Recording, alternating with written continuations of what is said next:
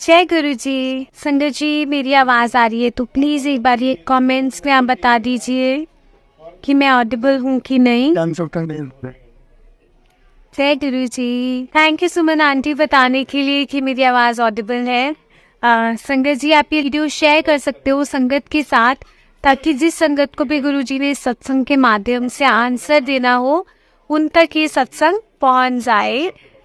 तो सत्संग स्टार्ट करने से पहले सबसे पहले मंत्र जाप करते हैं। आप सब मेरे साथ मंत्र जाप कीजिएगा। जय गुरु जी। ओम नमः शिवाय, शिव जी सदा सहाय। ओम नमः शिवाय, गुरु जी सदा सहाय। ओम नमः शिवाय, शिव जी सदा सहाय। ओम नमः शिवाय, गुरु जी सदा सहाय। ओम नमः शिवाय, शिव जी सदा सहाय। ओम नमः शिवाय, गुरु जी सदा सहाय। ओम नमः शिवाय, शिव जी सदा सहाय। ओम नमः शिवाय, गुरु जी सदा सहाय। ओम नमः शिवाय, शिव जी सदा सहाय। ओम नमः शिवाय, गुरु जी सदा सहाय। जय गुरु जी, जय गुरु जी। शुक्राना गुरु जी, अनंतम शुक्राना मेरे महाराज का। आप सबको मेरी तरफ से नए वर्ष की हार्दिक शुभकामनाएं।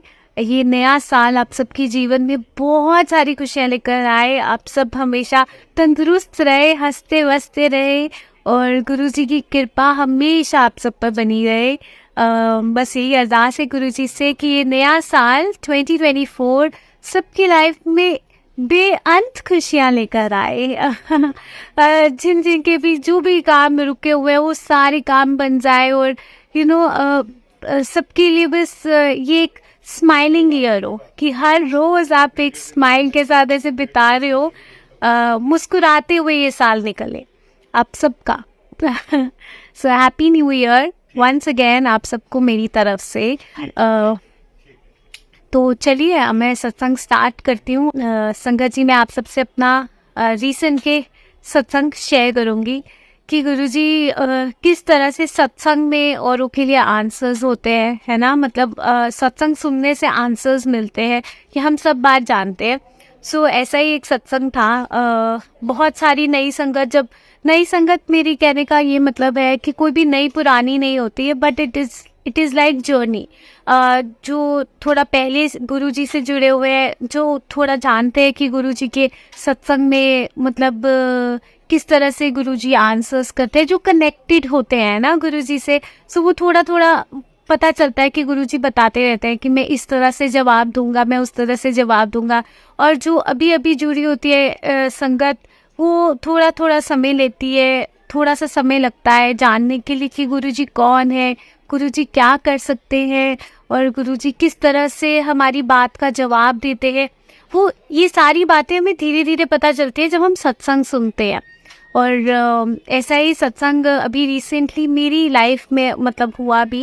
ये लास्ट वीक की बात है। गुरुजी की कृपा से एंड की मतलब 29-20 मतलब 3-4 दिन ना कॉन्टीन्यूसली गुरुजी ने सत्संग में बुलाया, तो बड़ा अच्छा लगा कि गुरुजी ने अपने सत्संग में मेरे को सेवा दी।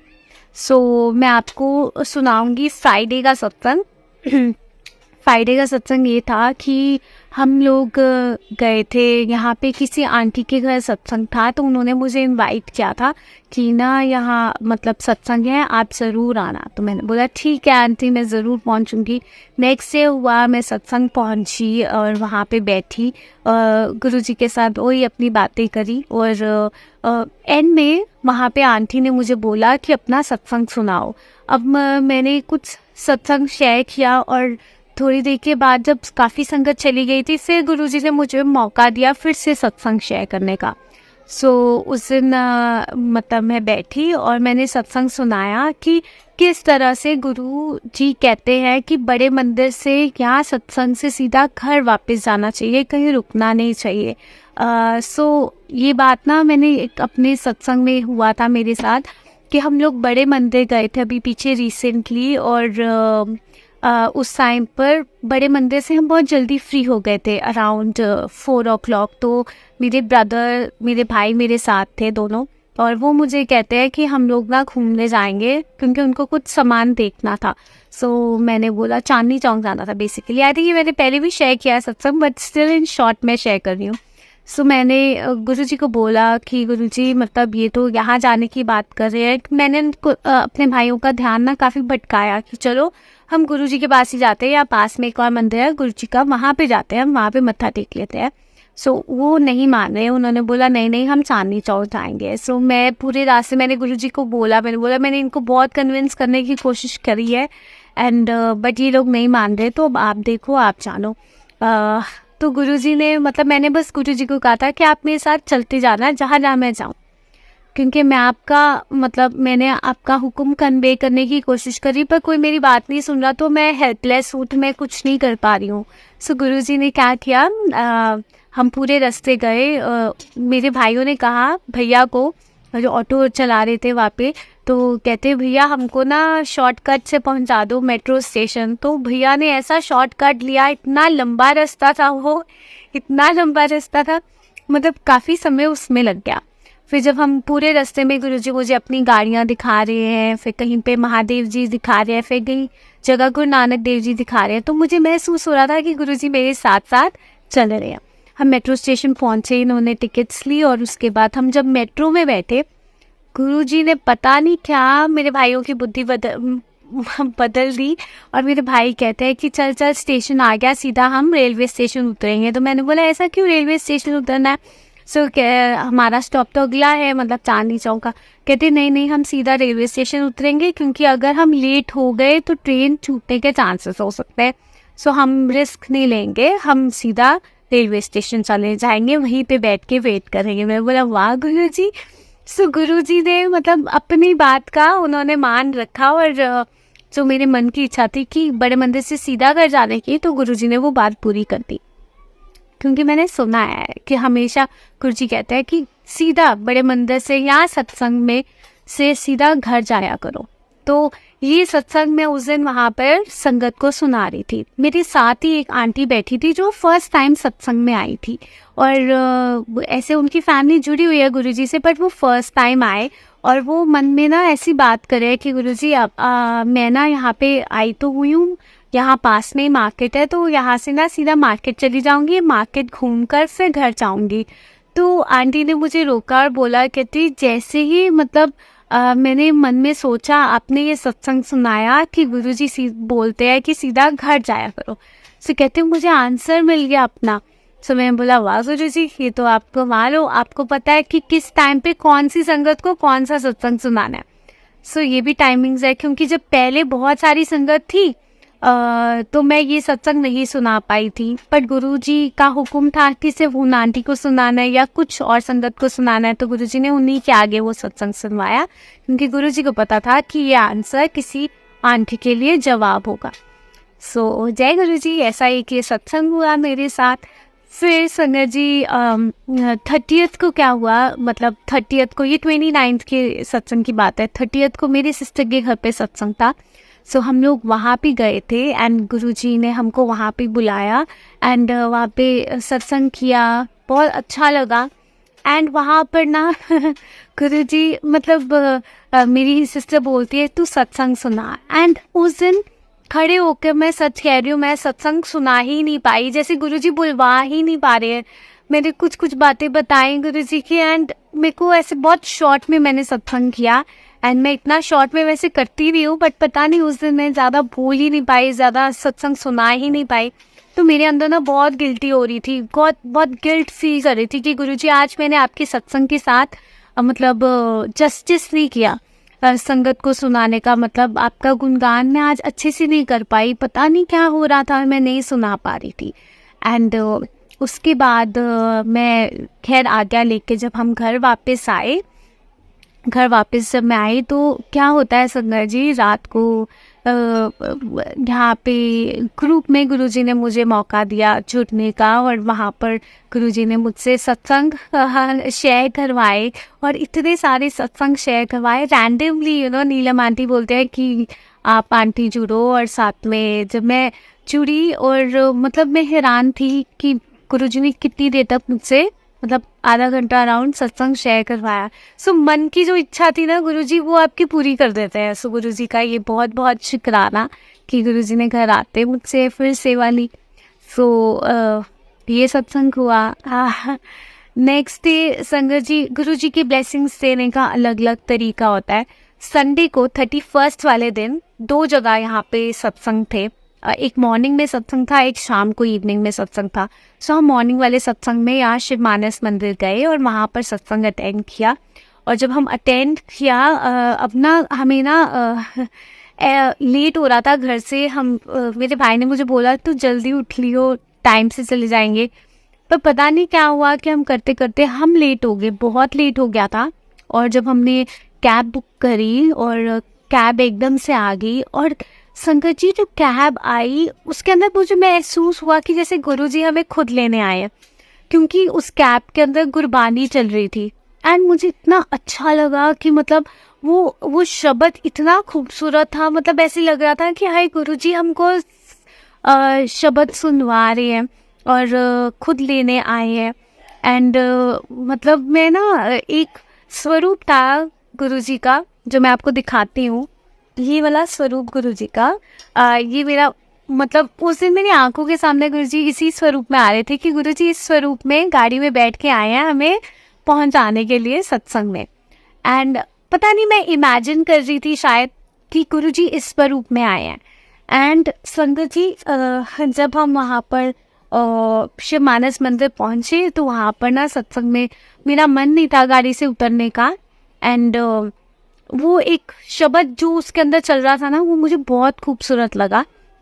और हम जब सत्संग में पहुँचे अंदर मतलब प्रसाद खा के अंदर दरबार में गए संगत जी, आप हैरान होंगे सेम यही स्वरूप मिडल में लगा हुआ था। एंड मैं हैरान थी कि क्योंकि मैं इमेजिन करी थी गुरुजी का यही स्वरूप एंड गुरुजी सामने इसी स्वरूप में बैठे हुए थे। और मेरे को इतनी खुशी हुई कि गुरुजी सच में आप हमें लेने आए थे घर पर। और गुरुजी क्योंकि शब्द गुरबानी भी चल रही थी पूरे रास्ते, कितना अच्छा लगा। अंदर गए दरबार में मत्था टेका। एंड उस दिन मुझे गुरुजी ने अपने दरबार से बाहर बिठाया, बाहर जगह मुझे मिली बिल्कुल एंड में। सो एनी हाउ वो भी गुरुजी की ब्लेसिंग है ना कि उस दिन गुरुजी ने क्लास से बाहर मुझे बिठाया। सो आप समझ सकते हो जब हम गुरुजी कहते थे ना संगत बड़ी उदास होती थी कि गुरुजी के जब सामने दीदार नहीं होते थे, गुरुजी जब उनको ऊपर स्टेयर्स में पहुंचा रहे थे, ऊपर वाले हॉल में पहुंचा रहे थे, तो मतलब गुरुजी कहते थे कि मैंने तुम्हें मतलब अब तुम पुराने हो गए हो इसलिए मैंने तुम्हें बाहर भेज दिया। सो मुझे उस दिन वैसा महसूस हुआ कि चलो गुरुजी आज मैं पुरानी होगी इसलिए आपने मुझे बाहर भेज दिया। बट जोक सपाट मतलब जो मेरे को ऐसे फील हुआ अभी भी हम नादान बच्चे हैं, गुरुजी की शरण में हैं और चल रहे हैं, सीख रहे हैं। मैं ये नहीं बोल सकती मैं पुरानी हो गई हूँ या नहीं हूँ, हम नहीं जानते हम कहाँ पे हैं। बट बस गुरुजी के पास है, इससे बड़ी और कोई बात नहीं है। बस यही बात इम्पोर्टेंट है कि हम गुरुजी की शरण में हैं, उनकी प्रोटेक्टिव लेयर में हैं, बैठे हैं उनकी शरण में, बस और कुछ इम्पोर्टेंट बात नहीं है कि कहाँ बैठे हैं कहाँ नहीं बैठे। सो बाहर आई बैठी तो बड़ा अच्छा लगा, गुरुजी के साथ बातें करी बातें करने के बाद आरती भी हुई। आरती करने के बाद ना लंगर प्रसाद की सेवा की बात बताती हूँ आपको। मैं बैठी हुई और उस दिन मैंने सोचा गुरुजी आज साल का आखिरी दिन है, चलो सेवा ही कर लेती हूँ, खड़े होकर लंगर बरता देते हैं, है ना। बट क्या होता है जब मैं बैठी हुई थी आरती के बाद बैठा दिया तो देखा ऑलरेडी सारे सेवादार लाइन में आ गए थे। मतलब लाइन ऑलरेडी बन गई थी, एक्स्ट्रा सेवादार की ज़रूरत नहीं थी। तो मैं उठ ही नहीं पाई। मैं बोला चलो गुरुजी आपने शायद सेवा नहीं लेनी होगी मुझसे। मैं बैठी रही और अचानक से एक सेवादार अंकल आते हैं और मुझे बोलते हैं कि आंटी उठो उठो सेवा नहीं करोगे। और मैं इतनी हैरान कि मैंने तो ये बात मन में गुरुजी को बोली और गुरुजी ने किसी को भेज के मुझे उठवा दिया और मैं वहाँ गुरुजी ने मुझे सेवा में लगा दिया। गुरुजी का शुक्राना। गुरुजी ने मुझसे वो लिया और उसके बाद बिठाया, फिर लंगर प्रसाद दिया एंड अपने पास बिठाया। बहुत अच्छा लगा। फिर अंकल ने मुझे बोला, आंटी अभी आप लेट तो नहीं हो रहे जाने में?" मैंने बोला, "नहीं अंकल, अभी मेरा भाई आया हुआ है, वो अंदर है, पता नहीं कहाँ पे है, सेवा कर रहा है शायद।" तो अंकल पहचानते हैं मेरे भाई को कि ये दोनों भाई बहन आते हैं। सो उन्होंने बोला, "आपका भाई तो अभी अंदर लाइन में लगा हुआ है, चेन में है, तो आप ऐसा करो, आप उठो और यहाँ सेवा करो।" एंड मैं इतनी खुश, गुरुजी के वहाँ दरबार की थोड़ी सेवा मिल गई, मतलब जो भी जितना गुरुजी ने कराना था। फिर उसके बाद मैं आई वापस, तो सारा सेवा हो गई थी। तो वहाँ पे मेरे साथ एक आंटी थी, मीरा आंटी, उनका नाम मीरा है। एंड मैंने ना, आंटी मुझे बोलती है कि नए साल पे ना ये ब्लेसिंग्स मिल रही है, तू भी जाके ले ले। खरीदना नहीं है, सॉरी, गलती से निकलने वाला था कि ब्लेसिंग्स कभी खरीदते नहीं है संगत जी, वो आपको अपने आप मिलती हैं। और अगर गुरुजी वैसे बोला करते थे, मंग के लित्ता था की लित्ता, है ना। सो ये लाइन मेरे मन में बार बार चल रही थी कि अगर मैंने गुरुजी से मांग के लिया तो वो क्या ब्लेसिंग हुई है। एक तरह से गुरुजी अपने आप से जो मुझे ब्लेसिंग देंगे वो असली में मेरी ब्लेसिंग होगी ना। सो मैं वहाँ पे खड़ी हुई तो आंटी कहती, जाके दिव्यांशी अंकल ब्लेसिंग्स बांट रहे हैं, तो ले ले। तो मैंने आंटी को बोला, मैं बोला, आंटी मंग के लित्ता था खी लित्ता। और वैसे भी अंकल ने ना अनाउंस कर दिया था कि जिनके पास नहीं है वो पहले आए। सो मैंने बोला, ऑलरेडी जब अनाउंस हो चुका है कि जिनके पास नहीं है उनको दे, है ना। सो मैं बोला, हमारे पास ऑलरेडी है, कोई बात नहीं, गुरुजी ने देना होगा तो अपने आप देंगे, वरना तो मांग के नहीं मैं लूँगी। सो क्योंकि जो मांग के लेने में इतनी खुशी नहीं है, जो अपने आप मिलने में खुशी है। सोचो आप कुछ चाह रहे हो पर आपने किसी को नहीं बताया, बट अपने आप वो चीज़ आपके पास आ गई। आपके चेहरे पे जो खुशी होगी, आपको जो खुशी आपके अंदर होगी, आप बयान नहीं कर पाओगी, क्योंकि मैंने सच्ची दिल से चाहा था और सच्ची में भगवान ने मुझे दे दिया अपने आप ही, है ना, बिना मांगे। सो मैंने बोला, आंटी मैं नहीं मांगूंगी, गुरुजी ने देना होगा अपने आप मेरे पास चल के मतलब अपने आप ही दे देंगे मुझे, मैं मांगूंगी ही नहीं। और वैसे भी अंकल ने अनाउंस किया है कि जिनके पास नहीं है वो दे। सो मैं बोला, तो आंटी ने मुझे बोला, ऐसी कौन सी संगत है जिनके पास नहीं है यहाँ पे, तू बता। मैंने बोला, हाँ वो तो है, बट लेकिन हमें फिर भी जो सेवादार बोलते हैं हमें उस बात पर चलना चाहिए, क्योंकि कहीं ना कहीं गुरुजी उनको वो गाइड कर रहे होते हैं, है ना बात। तो मैंने बोला, उनको गुरुजी ने बोला है तो हमें वो बात को फॉलो करना चाहिए। सो मैं नहीं मांगूंगी आंटी, आना होगा गुरुजी अपने आप ही दे देंगे, नए साल की जो भी देनी है ब्लेसिंग अपने आप। आंटी ने मुझे मैं आपको दिखाती हूँ, आंटी ने मुझे गुरुजी की ब्लेसिंग दी, और इतनी प्यारी ब्लेसिंग, ये देखो गुरुजी के, ओह सॉरी स्वरूप ही नहीं दिखा, ये गुरुजी का ब्रेसलेट दिया मुझे। एंड आंटी, मैंने बोला, आंटी ये तो आपका है, आपने ये मुझे, आंटी ने मुझे बताया कि मैंने भी अंकल से ली है। तो मैंने बोला, ये तो फिर आपकी ब्लेसिंग हुई। तो आंटी बोलती, नहीं नहीं, अभी तेरे मुंह से गुरुजी ने क्या बुलवाया कि मंग के लित्ता था की लित्ता। सो शायद कहती, मैंने मांगा था गुरुजी से, पर वो मेरी ब्लेसिंग नहीं थी, बट ये शायद गुरुजी अपने आप तेरे पास आना चाहते, तो इसीलिए तेरे पास आए। सो मैं इतनी खुश हुई कि गुरुजी अपने आप मेरे पास आए, और आई एम सो हैप्पी। बिल्कुल ऐसे लग रहा है ना जैसे छोटे बच्चों को नजीरे पहनते हैं ना, नज़र लगने वाले वो होता है, तो बिल्कुल वैसा सब देश से लग रहा है, तो भी बहुत अच्छा लग रहा है। शुक्राना गुरुजी ये प्यारी ब्लेसिंग देने का। उसके बाद हाँ, ये सत्संग हुआ मेरे साथ। फिर संगत जी रात को, शाम को ना, मतलब हम आज्ञा लेकर जब घर वापस आए, शाम को सत्संग था। शाम को भी नहीं मैं जा पाई, क्योंकि मैंने ना बहुत ट्राई किया कि मैं शाम को सत्संग पे जाऊँ, नया साल गुरुजी के साथ मैं ना आऊँ, बट तो मेरा भाई कहता रात को फॉग बहुत होगी, रहने देते हैं। एंड वो लाइव ना आ रहा था, मतलब जो शाम का सत्संग था वो यहाँ से लाइव कर रहा था उन्होंने, टीम ने। सो मैंने सोचा चलो मैं वहाँ पे फिजिकली तो पहुँची नहीं, लाइव ही सुन लेती हूँ। तो मैंने लाइव पूरा सत्संग अटेंड किया, और घर बैठे बैठे ही सत्संग अटेंड किया। सत्संग खत्म होने के बाद ना, सत्संग बीच में वहाँ अमान अली आए हुए थे सिंगर, तो वो ना गा रहे थे। एंड कमाल की बात है संगत जी, आप हैरान हो जाओगे कि गुरुजी ना, मतलब किस तरह से सुनते हैं। क्या हुआ कि मैं ना अपने हेडफोन्स लगा के ऐसे सुन रही हूँ और मैं ना बाहर खाने डिनर का टाइम हो गया था, तो मैंने गुरुजी को वही जो बनाया था मम्मी ने घर पे, तो मैंने भोग लगाया और गुरुजी को बोला कि आप भी भोग लगाओ और फिर मैं ये खा लेती हूँ। तो मैंने अपना डिनर किया, वो लंगर किया और उसके बाद प्लेट्स रखने अंदर गई, तो मेरी चाची आके ना मुझे कुछ बोल कर जाती है, पर क्योंकि मैंने हेडफोन्स लगाए हुए थे कान में एयरपॉड्स से, तो मुझे ना सुनाई नहीं दिया और मेरे फ़ोन की वॉल्यूम बहुत लाउड थी, मुझे बिल्कुल सुनाई नहीं दिया कि वो सामने क्या बोल रही है। मैंने ना अंदर आई और मैंने ना अपने हेडफोन्स एक निकाल के रखा और मैंने बोला, चाची आप कुछ कह रहे थे, आपने मुझे कुछ कहा था?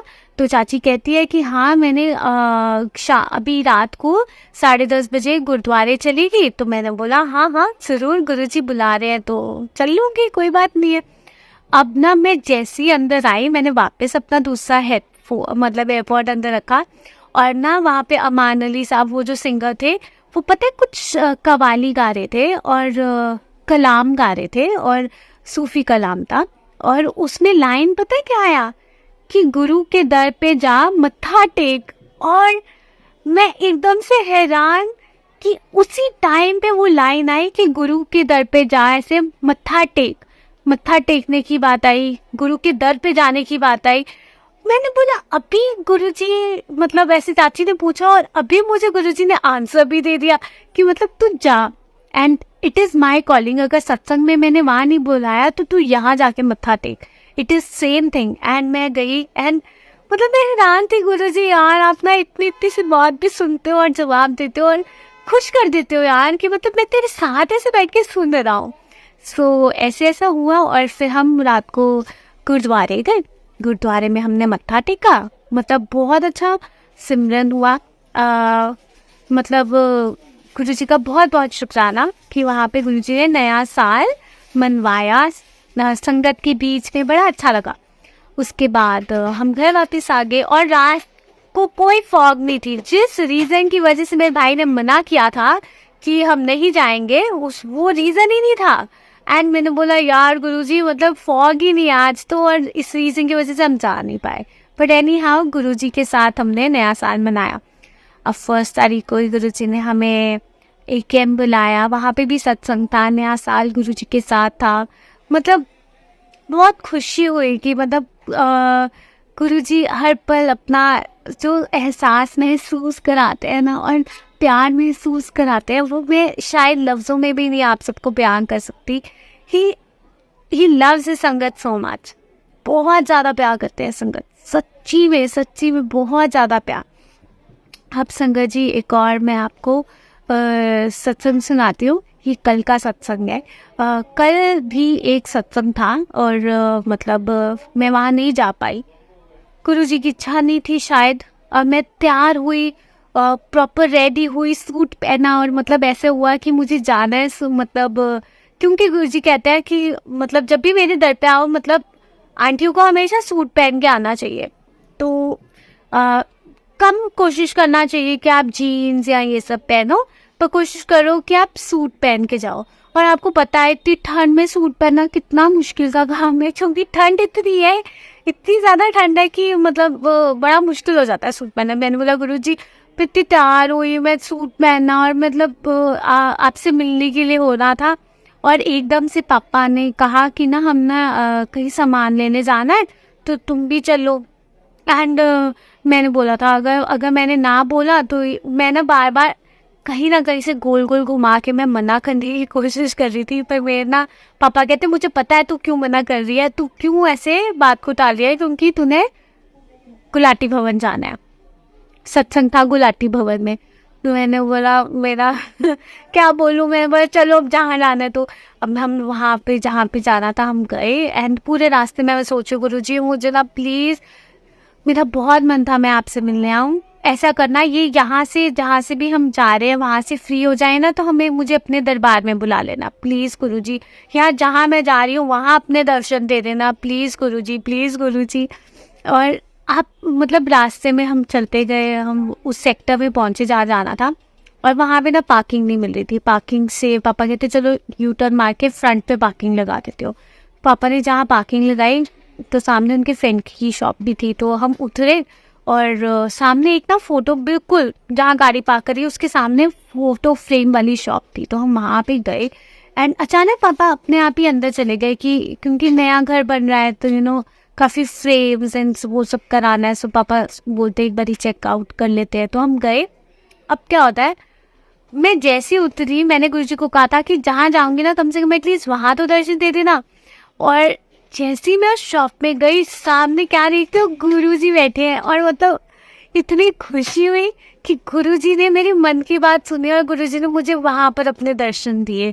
और मैं पापा मुझसे इतने 100 सवाल पूछ रहे हैं कि अच्छा क्या करना है क्या नहीं, एंड मैं सिर्फ गुरुजी को देख ही जा रही हूँ। पापा कहते क्या देख रही है, मैंने बोला मैं गुरुजी को देख रही हूँ। और मतलब कितने प्यारे हैं ना गुरुजी। मैं जा नहीं पाई गुरुजी के दरबार में, पर गुरुजी मेरे साथ साथ चले जाते। गुरुजी ने जहाँ गई वहाँ दर्शन दे दिए। फिर आगे अपना सामान वान खरीदा और बहुत टाइम लग गया। और मैंने बोला गुरुजी अब तो बहुत ज़्यादा लेट हो गया, अब मेरा बहुत मन है गुलाटी भवन जाने को और कहीं से अब मम्मी अपना टाइम हो गया था, 8 बज गए थे। 8 बजे एग्जैक्टली ऑलमोस्ट लगा लो, मेरे घर में डिनर टाइम है। मेरे भाई का फिक्स टाइम है कि वो 8 से 8:30 के बीच में डिनर कर लेता है। तो अब मैंने बोला अगर हम नहीं गए, पापा कहेंगे उसके रोटी खाना खाने का टाइम हो गया है, तो ऐसा करो मतलब अब कहाँ जाना है। मैंने बोला पापा यही कहेंगे सीधा घर जाओ। अब संगत जी क्या हुआ, हम थे तो बाहर मम्मी से लड़ रही थी कि मुझे नहीं पता, मुझे गुरुजी के पास जाना है, मुझे वो मुझे आना ही नहीं चाहिए था। मैं बहुत ज़्यादा ना गुस्से में थी, बहुत ज़्यादा, कि मुझे नहीं पता, मुझे बात नहीं करनी है, कुछ नहीं करना, मुझे गुरुजी चाहिए, गुरुजी चाहिए, गुरुजी चाहिए, मुझे गुरुजी के पास आना है। अब ना मैं बाहर ना पापा आए, पापा सामान लेकर आए, मैं गुस्से में आगे चलती जा रही हूँ। पापा कहते क्या हुआ तुझे, रुक 2 मिनट। मैंने बोला कुछ नहीं हुआ। कहते क्या हुआ बता तो सही। तो मैंने बोला नहीं कुछ भी नहीं हुआ। कहते तो वो इतना क्यों लटकाया, अभी तो तू मेरे साथ सही थी, मैंने क्या बोला तुझे कुछ। तो मैंने बोला कुछ भी नहीं कहा। हम गाड़ी में बैठे एंड फिर पापा कहते तुम माँ बेटी ने कुछ तो लड़ाई हुई है। मैंने बोला नहीं, मम्मी हंस पड़ी, मैंने कुछ कहा नहीं, तो मेरे को भी हंसी आ गई। और फिर मैंने बोला पापा बस मुझे नहीं पता, आप 33 में ले जाओ गुलाटी भवन। मम्मी कहती हाँ चाहे बाहर से मत्था टेकना है ना, तो 33 हम चलते हैं। एंड गुरुजी ने मुझे वहाँ पे 33 हम सेक्टर गए अंदर। मैंने बोला गुरुजी आप अंदर दरबार में बुला लेना प्लीज़ प्लीज़ प्लीज़, पर अंदर से मुझे आवाज़ आ रही थी कि अंदर नहीं जा पाएंगे, शायद बाहर से मत्था टेकें। सो हम बाहर से मत्था टेका गुरुजी को। और फिर जब ऐसे वहाँ पे उस टाइम पे शुक्राना चल रहा था संगत जी, शुक्राना और फिर मंत्र जाप तक हम वहीं पर थे। इतना अच्छा लगा, मतलब कि चलो गुरुजी अपने दिल की छोटी सी बात, गुरुजी ने मुझे उदास नहीं होने दिया। कि मैं गुरुजी को कहा था अगर आपने मुझे नहीं बुलाया मैं आपसे बात नहीं करूँगी। और गुरुजी को पता है जैसे मैं गुरुजी के बिना रह नहीं सकते, गुरुजी भी मेरे बिना नहीं रह सकते, अब मेरी बातों के बिना नहीं रह सकते, है ना गुरुजी। गुरुजी की हंसी बता रही है, शायद आप सब भी देख पा रहे होंगे कि गुरुजी हंस रहे हैं इस बात को लेकर कि यस वो भी मेरी बातें सुनने बिना नहीं रह सकते, है ना गुरुजी। सो मतलब इतना प्यार आता है गुरुजी पे, गुरुजी बहुत ज़्यादा प्यार करते हैं। और गुरुजी ने मेरी इतनी छोटी सी बात भी सुनी और बुलाया मुझे, तो मुझे बहुत खुशी हुई। सो शुक्राना गुरुजी। ये एक छोटा सा सत्संग था कि गुरुजी बहुत ज़्यादा प्यार करते हैं अपने संगत को, अपने बच्चों को। और जैसे हम उनके बिना नहीं रह सकते ना, तो वो भी हमारे बिना नहीं रह सकते। और जब हम उनसे नाराज़ होते हैं ना, वो भी पूरी कोशिश करते हैं हमको मनाने की। इतना प्यार से मनाते हैं ना गुरुजी, जैसे मतलब बहुत प्यार से मनाते हैं गुरुजी। सो बहुत प्यारे हमारे गुरुजी।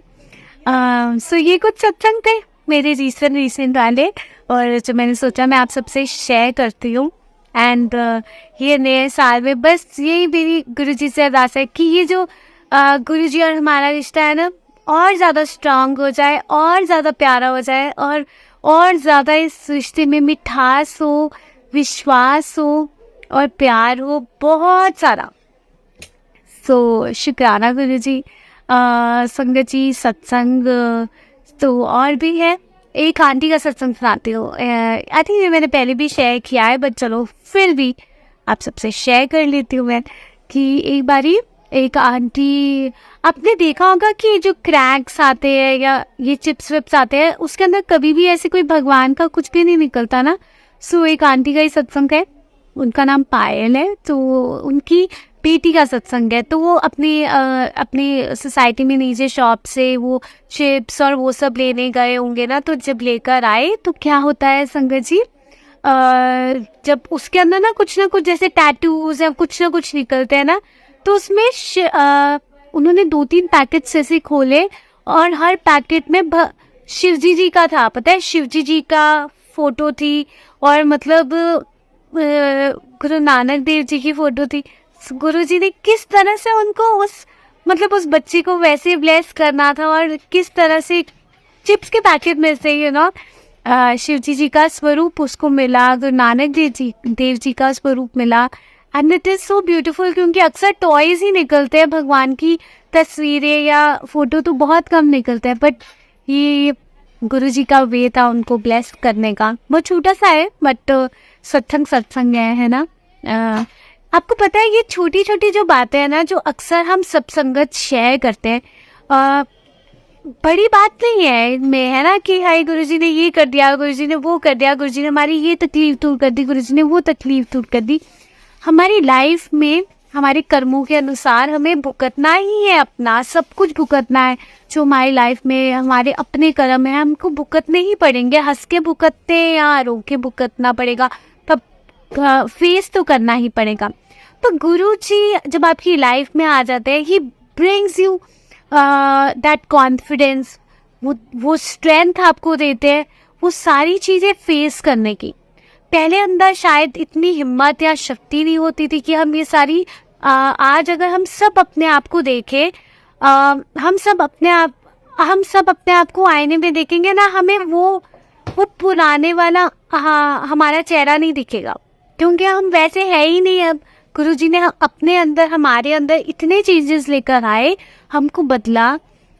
हम आज देखते हैं कि इस सिचुएशन में, यार अगर सेम सिचुएशन गुरुजी से मिलने से पहले मुझे मिली होती तो मैं शायद ये सर्वाइव भी नहीं कर पाते,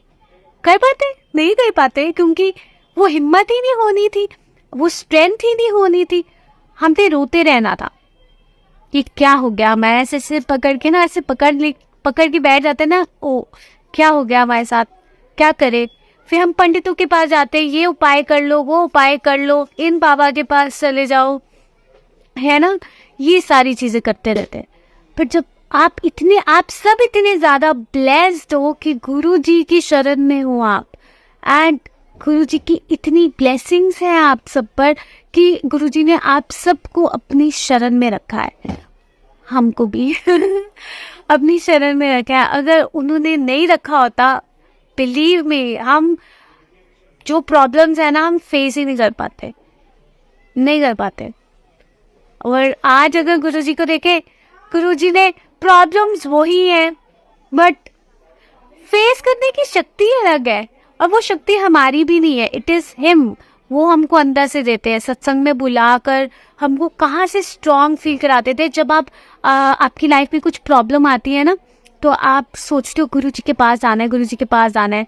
जब आप गुरुजी के पास जाते हो उनके सत्संग में, आप देखना एक अलग एनर्जी आपको मिल जाएगी। फिर आप उस सत्संग से आज्ञा लेके जब बाहर आते हो, आपको पता है मेरे साथ गुरुजी है, कुछ नहीं होएगा, अपने आप सब अच्छा होएगा। अंदर से एक आवाज़ आती है, सब अच्छा होएगा, और आप वो प्रॉब्लम की टेंशन लेना बंद कर देते हो, है ना। और अगर फिर भी लेते रहते हो ना टेंशन, तो मतलब है कि आपने गुरुजी को अपनी प्रॉब्लम सौंपी नहीं है। एक बारी गुरुजी की शरण में आ गए ना, तो अपनी सारी प्रॉब्लम्स उनके चरणों में रख दो और बोलो, ये मैं भी आपकी, मेरी सोल भी आपकी, मेरी जो मैं कर्म कर रही हूँ वो भी आपको मैं समर्पित करती हूँ, और जो मेरी लाइफ में प्रॉब्लम्स आनी है मेरे अपने कर्मों के, वो भी आप देखो। और फिर उसके बाद मैजिक देखो, अपने आप सब गुरुजी किस तरह से संभाल लेते हैं, और आप अपने अंदर एक अलग एनर्जी देखते हो। सब लोग आपको देख के ये सोचते हैं कि इसके अंदर ये हिम्मत कहाँ से आई है। मतलब सब सोचते हैं, ये सच बात है, यार तुम तो ऐसे नहीं थे, तुम तो वैसे नहीं थे, मतलब तुम वैसे थे, इतना कॉन्फिडेंस कहाँ से आया। और तो हम बोलते हैं ये सिर्फ हमारे गुरुजी का कमाल है। बस गुरु जी पे विश्वास रखिए। और ये नया साल जो है ना, वैसे सिर्फ एक डेट बदलती है संगत जी। अगर हम देखा जाए ना, सिर्फ एक डेट बदलती है। हर दिन एक नया, मतलब हर दिन एक नया दिन ही है ना। और हर दिन आपको मौका मिलता है कि आप एक अच्छा इंसान बनो, एक बेटर पर्सन बनो। जो आप अपने आप से बेटर पर्सन बनना है हमें। जो हम कल जो पास्ट में जो हमारे अंदर कमियां थी, वो आज हम प्रेजेंट में अपने आप को सुधारें। बस हमारा कंपटीशन किसी से नहीं है, कुछ नहीं है। सारी मतलब नेगेटिविटी से दूर रहना है। और गुरुजी जब आपकी लाइफ में आते हैं ना, एक और चीज़ होती है, गुरुजी आपकी लाइफ में से नेगेटिविटी हटाते हैं, नेगेटिव पर्सन्स को हटाते हैं जो बहुत ज़्यादा नेगेटिव होते हैं ना, जो बहुत टॉक्सिक होते हैं बेसिकली, वो आपकी लाइफ से दूर कर देते हैं, ताकि आपकी लाइफ में वो नेगेटिविटी ना हो। कई बार हम परेशान होते हैं कि कुछ लोग आपको छोड़ के क्यों गए, कुछ लोग मतलब क्या ऐसा हुआ कि मतलब एकदम से ऐसे अचानक चीज़ें बदल गई। बट आपको नहीं पता, जो कुछ कन्वर्सेशंस ना गुरुजी ने ज़्यादा सुन ली थी हमसे। मुझे ऐसे लगता है कि शायद हमारे कान उतने नहीं थे कि हम वो आंखें वैसी नहीं थी कि हम देख पाते या सुन पाते।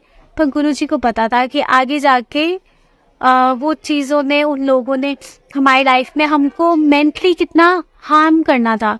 सो इसलिए शायद हमारी लाइफ से उन लोगों को निकाल दिया, है ना।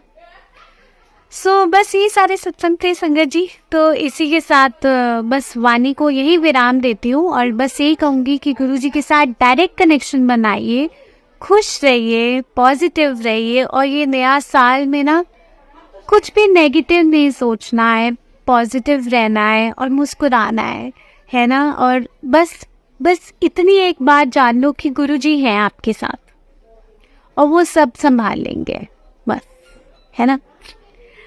इसी के साथ वाणी को विराम देती हूँ। जय गुरुजी, शुक्रानंद गुरुजी। जय गुरुजी सभी प्यारी संगत को।